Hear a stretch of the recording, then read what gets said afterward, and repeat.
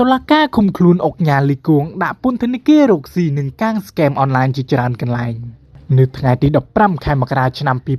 2026ចៅក្រមបានសម្រេចចេញដីកាបង្គាប់ឲ្យឃុំខ្លួនជនត្រូវលោកលីគួងអាយុ50ឆ្នាំនៅពន្ធនាគាររាជធានីភ្នំពេញ PJ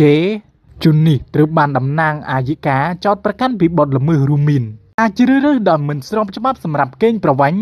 បទឆបោកមានសន្តិភាពទម្ងន់ទោសជាក្រុមមានការចាត់តាំងនឹងបទសម្អាតប្រាក់ដែលបានប្រព្រឹត្តនៅក្នុងប្រទេសកម្ពុជានិងទីកន្លែងផ្សេងទៀតតាំងពីឆ្នាំ2019រហូតមកដល់ពេលបច្ចុប្បន្នបទល្មើសមានបញ្ញត្តិឲ្យផ្ដន្ទាទោសតាមមាត្រា377និងមាត្រា380នៃក្រមព្រហ្មទណ្ឌនិងមាត្រា38នៃច្បាប់ស្តីពីការប្រឆាំងការសម្អាតប្រាក់និងហិរញ្ញបទានភេរវកម្មតាមព័ត៌មានលោកលីគួងដែលមានងារជាអុកញ៉ាផងដែរបានរកស៊ីនឹងការបទល្មើសស្កេមអនឡាញនេះយ៉ាងខ្លាំងនឹងជាច្រើនកន្លែងដែលអ្នកល្មមមិនសូវស្គាល់នឹងឮឈ្មោះនោះទេទោះបីតែក្នុងតំបន់ប្រៃចាក់ដែលក្រុមបរទេសរត់ចេញយ៉ាងសស្រិចសស្រាលពីយប់មិញក៏ម្នាក់នេះនៅពីក្រោយផងដែរ